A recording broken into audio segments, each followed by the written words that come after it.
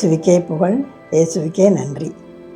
இன்றைக்கு நாம் தியானிக்க போகிறது நம் தேவன் நம்மோடு எப்போது இருக்கணும் அப்படின்னு நம்ம நினச்சோம்னாக்கா, அவருடைய கட்டளைகளுக்கு கீழ்ப்படிந்து அவருடைய வார்த்தையின்படி நடந்து அவரை மகிமைப்படுத்தி அவரை உயர்த்தும் போது அவர் பாருங்கள் நம்ம கூடவே தான் இருப்பார். நம்மளை விட்டு அகலவே மாட்டார். நாம் அவரோடு சேர்ந்து வாழ்கிற வாழ்க்கை தான் ஒரு உயிரோட்டமான வாழ்க்கைன்ட்டு நமக்கே தெரியும். அவரை விட்டு பிரிஞ்சு நம்மளுடைய மனம் போன போக்கில் நம்ம வாழும்போது அந்த வாழ்க்கைக்கு உயிரற்ற வாழ்க்கையாக போகுது. அதனால் நம்ம எப்போதுமே ஆண்டவரோடு இணைந்து வாழ்வோம். இணைந்து வாழும்போது எவ்வளவு பெரிய ஆபத்து, என்ன ஆபத்து வந்தாலுமே அதில் இருந்து நம்மளை எவ்வளவு பிரச்சனைகள் எவ்வளவு இருந்தாலுமே ஆண்டவர் நம்மளை காப்பாற்றுவாருங்கிற அந்த நம்பிக்கையோடு அவரோடு கூட நடப்போம், அவரோடு கூட இருப்போம். இப்போ பாருங்கள், திருப்பாடல் 23 தாவீது அரசர் சொல்லுவார், சாவின் இருள் சூழ் பள்ளத்தாக்கில் நான் நடக்க நேர்ந்தாலும் நீர் என்னோடு இருப்பதால் நான் எத்தீங்கிற்கும் அஞ்சிடேன் அப்படின்னு சொல்லி அவர் சொல்கிறார். பாருங்கள், அதனால் நம்ம தேவனை நம்மளோட வைத்துக்கிடுவோம். அதை பற்றி இப்போ நம்ம தியானிப்போம். இப்போ பழைய ஏற்பாட்டில் தொடக்க நூல் 1ஆம் அதிகாரம் எல்லாருக்கும் தெரியும். ஆண்டவர் ஒரு வார்த்தை சொல்ல உலகம் உண்டானது. அதில் உள்ள அனைத்து படைப்புகளும் அவருடைய வார்த்தையினால் படைக்கப்பட்டன என்று நமக்கெல்லாம் தெரியும். இதை படைச்சிட்டு இந்த படைச்சவைகளை அனுபவிப்பதற்காக மனிதர்களை படைக்கிறார், மனிதனை படைக்கிறார். மனிதனை படைத்து நம்ம ஆதி பெற்றோர் ஆதாம் ஏவாளை படைத்து அந்த ஏதேன் தோட்டத்தில் வைக்கிறார். வச்சுட்டு அவர் என்ன சொல்கிறார் ஆண்டவர், இதில் இருக்கிற அனைத்து மரம், செடி, கொடி, கனிகள், பழங்கள், மிருகங்கள் எல்லாம் இருக்குது. எல்லாத்தையும் நீங்கள் நல்லா அனுபவிங்க. ஆனால் ஒரே ஒரு கட்டளை கொடுக்குறாரு. ஆதாம் ஏவாளுக்கு ஆண்டவர் கொடுத்த கட்டளை எத்தனை? ஒன்று தான். அந்த ஒரே கட்டளை, அந்த ஒரு மரத்தின் அந்த பழத்தை மட்டும் நீங்கள் சாப்பிடாதீங்க. ஏன்னா அதில் இருந்து உங்களுக்கு நீங்கள் அந்த பழத்தை சாப்பிட்ட உடனேயே நீங்கள் தண்டனைக்கு உள்ளாவீங்கன்னு சொல்லிட்டு அவர் சொல்லியே தான் சொல்கிறார். அந்த மாதிரி இருக்கும்போது அவங்க ஆண்டவருடைய அந்த வார்த்தையான கட்டளைக்கு கீழ்ப்படிந்து நடக்கும்போதெல்லாம் ஆண்டவரோடு இணைந்து இருக்கிறாங்க. நல்லா அந்த 1ஆம் அதிகாரம் 2ஆம் அதிகாரத்தை நல்லா படித்து பாருங்கள். இளந்தென்றல் வீசும்போது ஆண்டவர் வாராரு. இவங்க 3 பேரும் அப்படியே அந்த ஏதேன் தோட்டத்தை உலாவி வருவார்கள்னு சொல்லிட்டு நாம் வேத புத்தகத்தில் படிக்கிறோம். பாருங்கள், அவங்க ஆண்டவரோடு இணைந்து ஒருவருக்கொருவர் இணைந்து அவருடைய கண் பார்வையில் அவர்கள் இருக்கும்போது அவர்கள் அந்த மாதிரி எந்த இது துன்பம் எதுவும் அவங்களுக்கு தெரியாது. நல்ல மகிழ்ச்சியாக நல்லா வாழ்கிறாங்க. அந்த மாதிரி சமயத்தில் இந்த சாத்தான் பாருங்கள், எப்போதுமே நாம் ஆண்டவரோடு இணைந்து வாழும் அந்த மகிழ்ச்சி அதுக்கு பிடிக்காது. சாத்தான் பாவத்தின் தலைவன், பொய் பேசுவதில் அவன் தலைவன். அவன் எப்போதுமே இன்ன தேதி எழுதி மக்களை இப்படி பொய் பேசி பல வகையில் இந்த உலக ஆசையை தூண்டிவிட்டு பாருங்கள், இந்த மக்களை இழுத்து பாவத்தில் விழ வச்சு ஆண்டவருடைய தண்டனைக்கும் கோபத்துக்கும் அவன் உள்ளாக்குவான். அதுதான் அவனுடைய திட்டமே. அந்த மாதிரி பாருங்கள், இந்த ஆதாம் ஏவாளையும் அவன் விட்டு வைக்கலை. அந்த சாத்தான் பாருங்கள், இந்த பழத்தை சாப்பிடுங்க, நீங்கள் நல்லா இருப்பீங்க அப்படி இப்படின்னு பொய் அதனுடைய குணத்தை சொல்லி பொய் பேசி பாருங்கள் அவங்கள சாப்பிட வச்சிருச்சு. சாப்பிட்ட உடனேயே ஆண்டவர் அவங்கள தண்டனையோடு அவங்க என்ன செய்கிறாங்க, பாவத்தில் ஆண்டவருக்கு கீழ்ப்படியாமல் சாத்தானுக்கு என்னைக்கு கீழ்ப்படிஞ்சாங்களோ உடனே அவருடைய வாழ்க்கை மாறுது. பாருங்கள், அவர் ஆண்டவரை விட்டு கண் பார்வையை விட்டு வெகு தூரம் விலகி அவர் அந்த ஏதேன் தோட்டத்தில் இருந்து எவ்வளவு தூரம் அவங்களை அந்த தோட்டத்தில் இருந்து வெளியே அனுப்பிவிட்டார். இன்னும் சொல்லப்போனால் அடுத்ததெல்லாம் இந்த தோட்டத்தை விட்டு அவர்களை துரத்தி விட்டார்னு சொல்லி போட்டிருக்கு. அந்த அளவு பாருங்கள், அவர் மனிதர் மேலே அன்பு வச்சு எவ்வளவு ஆசையாக வச்சுருந்தார். இந்த மாதிரி அவருக்கு கீழ்ப்படியாமல் இருந்ததுனால தண்டனையோடு வெளியே வந்துடுறாங்க. பாருங்கள், அப்போ இவங்க இந்த ஆதாம் ஏவாள் வாழும்போது அவர்களுக்கு குழந்தைகள் பிறக்குது. வழிமரபுகள் அதிகம் ஆகுது. வழிமரபு ஆக ஆக தீமைகளும் அதிகமாகுது. எல்லா மக்களும் யாருமே ஆண்டவரை நினைக்கிற மாதிரி இல்லை, ஆண்டவருக்கு அஞ்சு நடக்கிற மாதிரியே இல்லை. இதில் பாருங்கள், ஆதாமனுடைய 7ஆம் தலைமுறையில் ஏனோக்குங்கிறவர் ஒருத்தர், ஒரு நல்ல அருமையான மனிதர். அவர் கடவுளோடு நடந்தார்னு சொல்லி போட்டிருக்கு. கடவுளோடு நடந்தார்னா 5 வருஷம் 10 வருஷம் இல்லை, 300 ஆண்டுகள் அவர் கடவுளோடு நடந்திருக்காரு. அப்போ அவர் ஆயிடுச்சு பூரா ஆண்டவருக்கு அஞ்சு அவ்வளோ தூரம் ஒரு நேர்மையான மனிதராக, அந்த மாதிரி ஒரு அட்டூழியம் பிடிச்ச அந்த மக்களுக்கு இடையில், தீய குணங்கள் கொடுத்த மக்களுக்கு இடையில் இவர் அந்த மாதிரி நடந்திருக்கிறார். நடக்கும்போது இவரை பற்றி ரொம்ப நமக்கு பைபிளில் கிடையாது, 1-2 வார்த்தை தான் இருக்குது.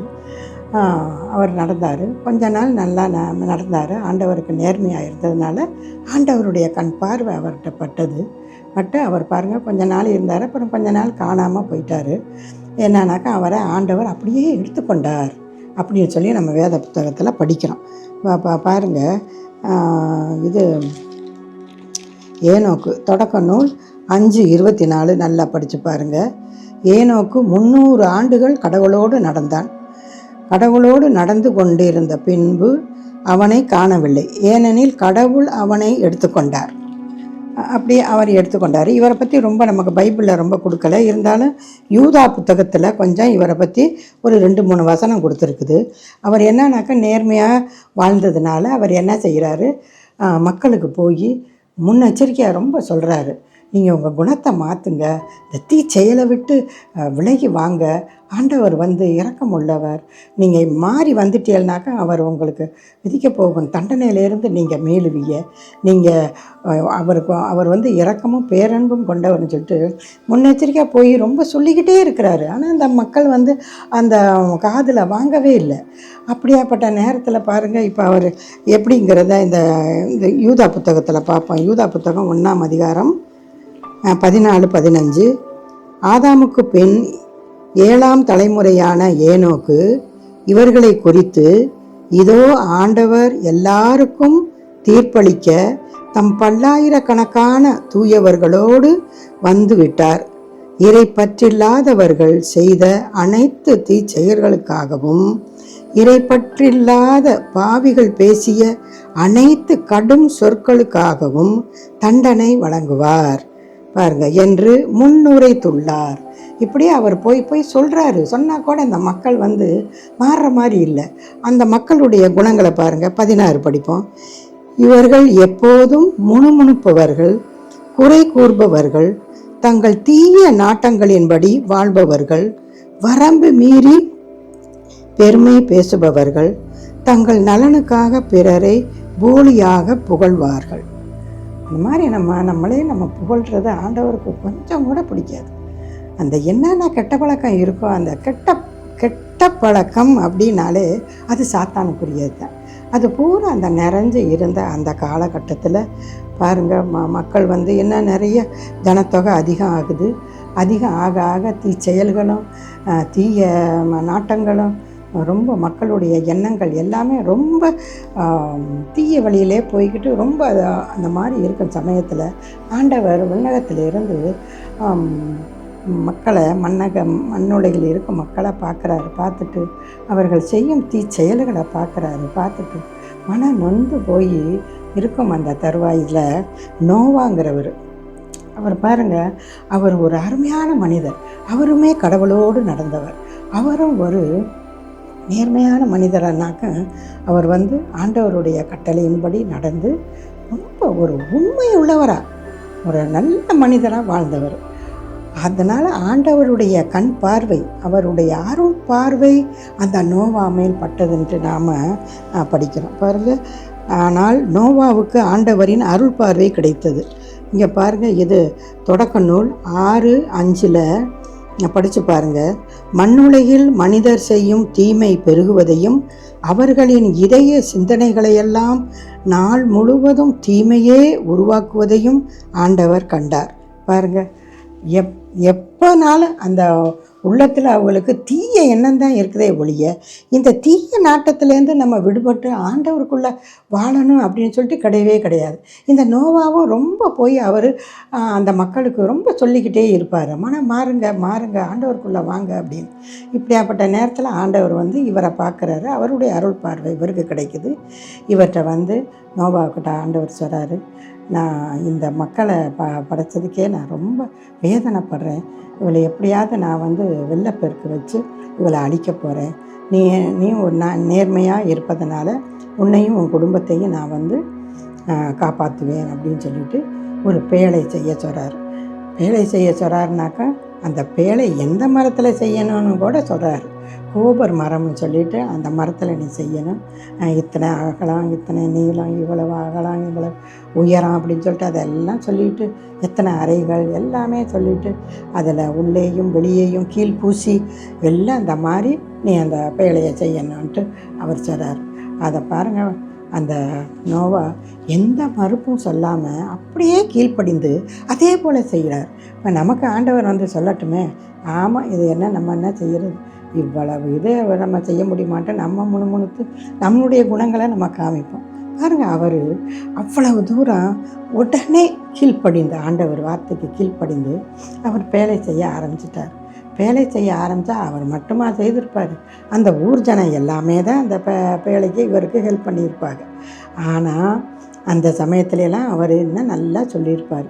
பாருங்கள், இப்போ வெள்ளப்பெருக்கு வரப்போகுது, ஆண்டவர் இங்கே எல்லாத்தையும் அழிக்க போகிறாரு, நீங்கள் மனம் மாறுங்க அப்படின்னு சொல்லி எவ்வளவோ சொல்கிறாரு. அவர் சொல்கிறத கேட்குறாப்புல இல்லை. அவங்க என்ன சொல்கிறாங்க, இந்த பாலைவனத்துலையா மழை பெய்ய போகுது, அதுலேயும் வெள்ளப்பெருக்குன்னு சொல்கிறியப்பா, அந்த ஆண்டவர் சொன்னாருன்னு நீ இந்த பேழையை வேற இந்த இடத்துல நீ செய்துக்கிட்டு இருக்கிற, இதையெல்லாம் நினச்சா எங்களுக்கு தான் ஒரு மாதிரியாக இருக்குன்னு சொல்லிட்டு அவரை கேலி பண்ணி லகலை தான் பண்ணுறாங்களே ஒழிய அவர் சொல்கிற வார்த்தை, ஆண்டவர் சொன்ன வார்த்தையை அவங்க காதில் வாங்கலை. அப்போ பாருங்கள், அவர் இந்த பேழை ரெடி ஆகவும் இந்த நோவாவுக்கு 3 புதல்வர்கள், அவங்க மனைவி, இவருடைய மனைவி, இவங்க 8 பேர். இந்த பேழையில் இவங்களை எல்லாம் உள்ளே அனுப்பிச்சிட்டு அதுக்கப்புறம் ஆண்டவரே எல்லாம் செய்கிறாரு. அதை நீங்கள் நல்லா படித்து பாருங்கள். 6ஆம் அதிகாரத்தை நல்லா படித்து பார்க்கும்போது நல்லா தெரியும். 6, 7 நல்லா படிங்க.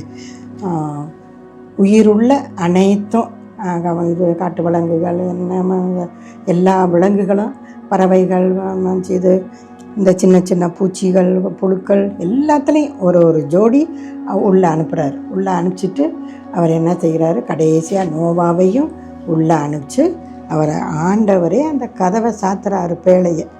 பேழையின் கதவை சாத்தினார். பாருங்கள், ஆணும் பெண்ணுமாக உள்ளே அது இது தொடக்க நூல் 7, 15, 16 நல்லா படித்து பாருங்கள்.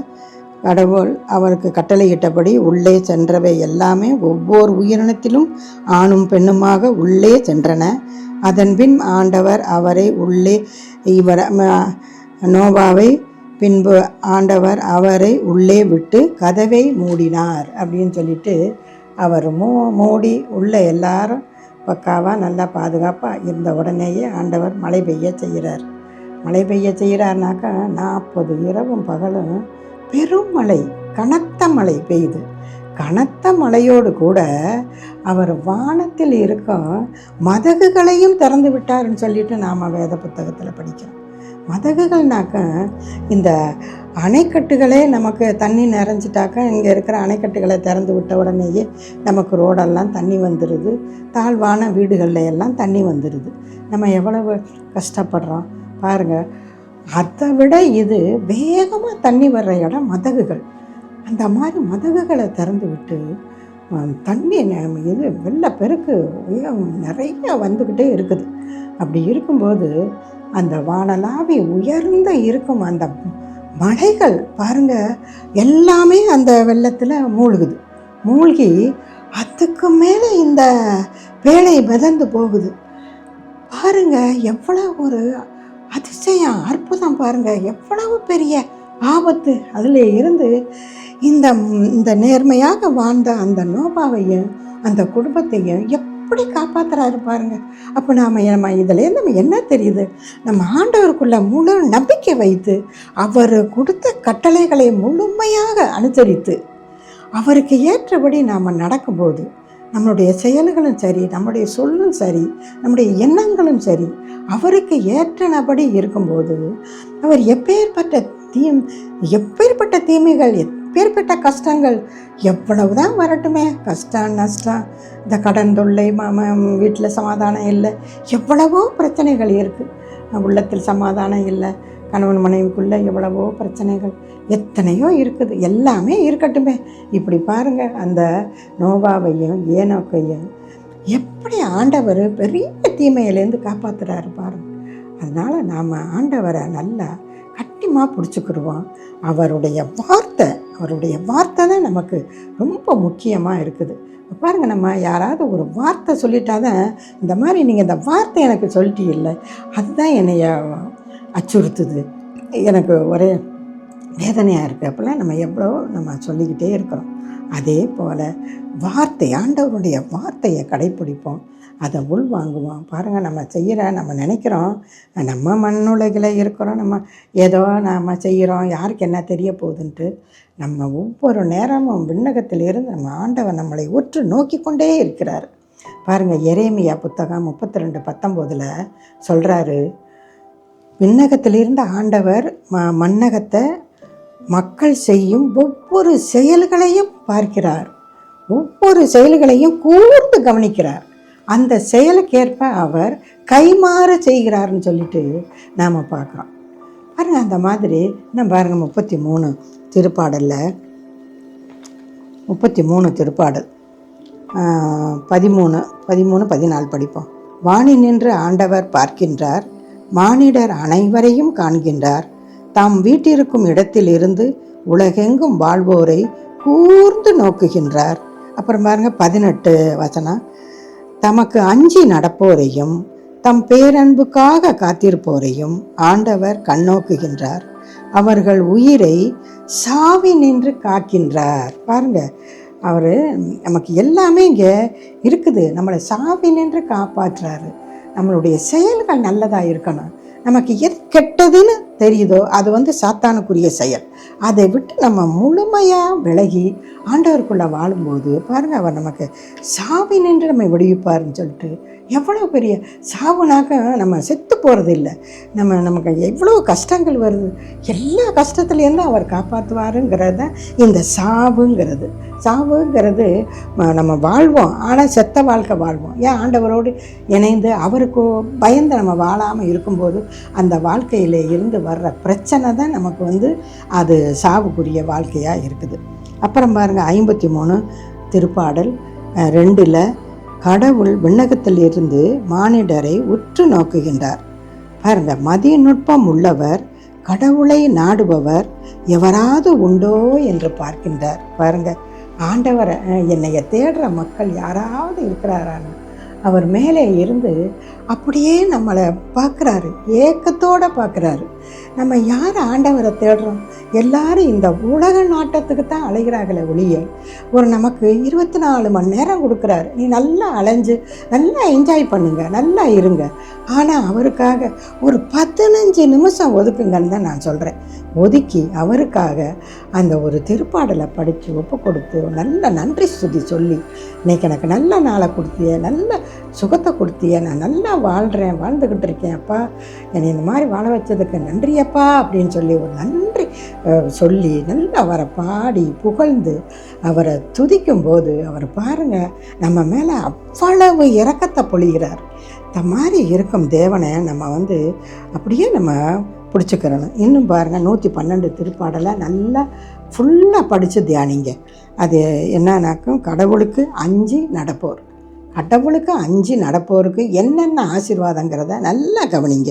பாருங்கள், ஆண்டவருக்கு அஞ்சு நடப்போர் பேறு பெற்றோர், அவர் தம் கட்டளைகளில் அவர்கள் பெரும் மகிழ்வு அடைவர், அவர்களது வழிமரபு பூ உலகில் வலிமை மிக்கதாயிருக்கும், நேர்மையுள்ளோரின் தலைமுறை ஆசீர் பெறும், சொத்தும் செல்வமும் அவர்களது இல்லத்தில் தங்கும் அப்படிங்கிறாரு. மேலும் பாருங்க 7வது இதில், தீமையான செய்தி எதுவும் அவர்களை அச்சுறுத்தாது.